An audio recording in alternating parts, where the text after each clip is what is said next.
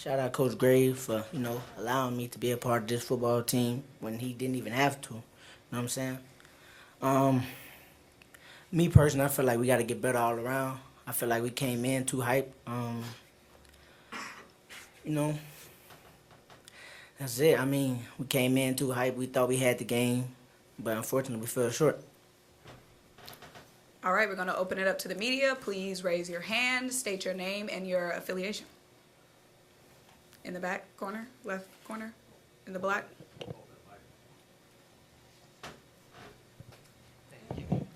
Brendan Fairbairn, WVLA Baton Rouge.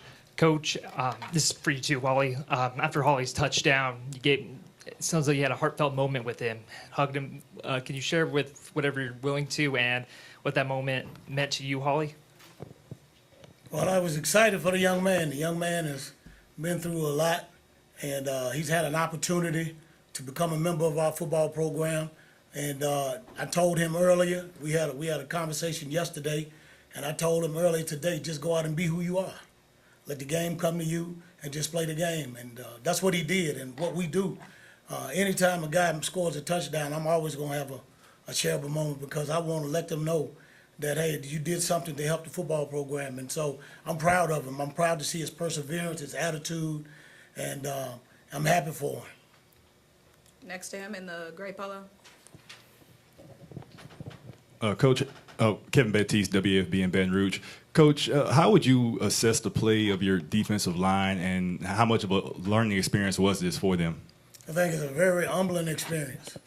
As I said before, I think these guys, some of them got a little too caught up in reading the newspaper clippings and watching the videos about how great we are defensively. And as I tell them all the time, you got to play this game. You can't talk it. All the pats on the back mean nothing if you don't go out and execute. And I think that we got to be better overall up in the front six, front seven. We got to play a lot better, and we'll be a lot better. Gentleman right here in the black hat.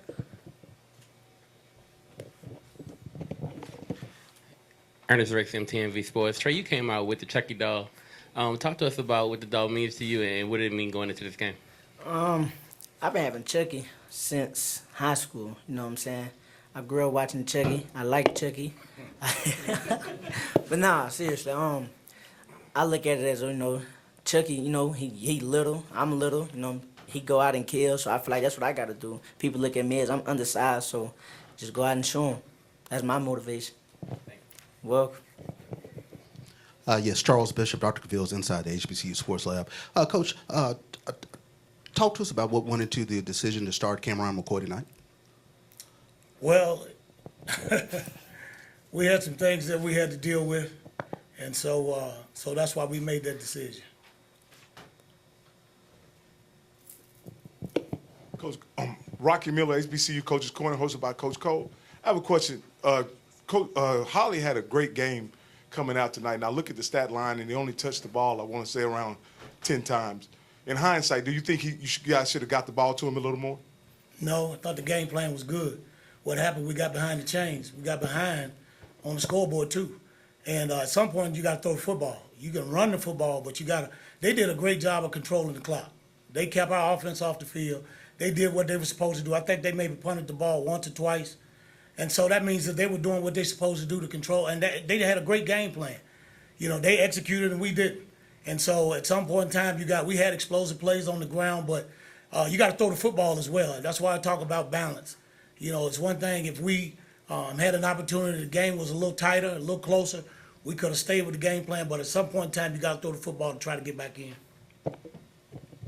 Bria Andrus, WBRZ TV in Baton Rouge. Coach, did it ever cross your mind or the coaching staff's mind to maybe switch Cam for Jalen earlier than what you did, or were you comfortable with where you guys were offensively? Well, as I say all the time, that's why I have assistant coaches and coordinators. Those guys collaborated.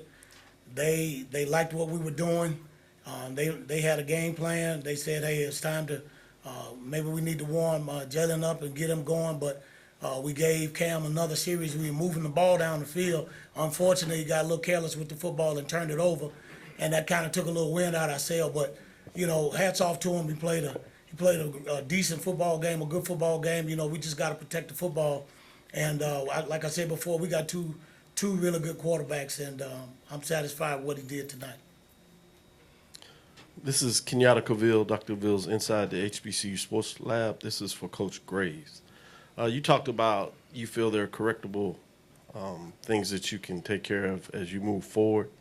I know you'll get into that a little more when you really get into the films, but based on what you feel throughout the game and what you commemorate, what do you believe that you need to take care of in terms of the team moving forward? I mean, run fits, playing the proper techniques in the pass coverage, getting off blocks. I mean, all of it's correctable.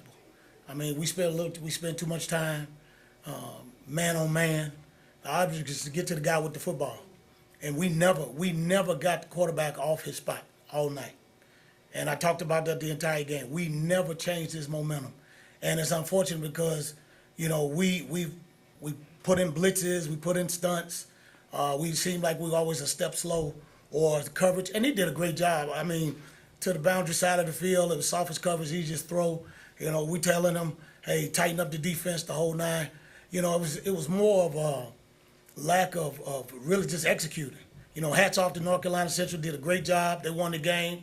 I'm going to always give the team their due. They beat us. They're the better team tonight. But, we got to be better. We got to be better, and we can be better, and I look forward to that. Coach, this is Mike Washington, Dr. Cavill's Inside the HBCU Sports. Talk a little bit more about that. Between the first and the second quarter, it seemed like your coverage went from man to cover two, where you were allowing cushions. If you had to go back and rethink it, would you do anything different? Because it seemed like they were hitting those outside passes consistently. If you had to go back and redo it, would you do something differently? Yeah, we'll do a whole lot differently. They do a whole lot differently, but be that as it's may, they made the plays, we didn't. We were in man coverage, and they were completing the passes. We were in zone, they were completing passes. They were on and we were off. So we got to fix it. We're not going to throw the baby out with the bathwater. We're going to go and we're going to correct the deal, and we're going to come back and we're going to get ready for next week. We'll have one final question. Coach, back here in the back, Reggie Chapman, 11 Live TV here in Atlanta. Obviously not the result that you were looking for, but can you just speak to what this experience has been like coming out to Atlanta, why it's a great location for HBCU football, and what it all means to just be out here? It's a great experience, a great event, great atmosphere. I think it's a midpoint for both conferences. The fans support, the alumni support. Everybody's excited to be in Atlanta. It's a great venue. And we're excited. We were excited to be here. We were glad to be here. Of course, we didn't get the outcome that we wanted. But like I told the team, the only thing that changed tonight, we can't go undefeated. Our goals are still intact. Our goals are still intact. And I say it all the time. You don't eat an elephant whole, you eat it one bite at a time. So we gotta go to the next bite, which is Mississippi Valley. And so if we take care of what we need to take care of each week, we increase our chances of being back here in December. So that's how we look at it. We're not going to, the sky's not falling. It hurts. We're disappointed because we didn't win. That's what a competitor is and what he does. But we're gonna come back. We're gonna fight. So, we enjoyed the event. We love it. We look forward to trying to get back here in December. Thank you, Coach. Thank you, Trey.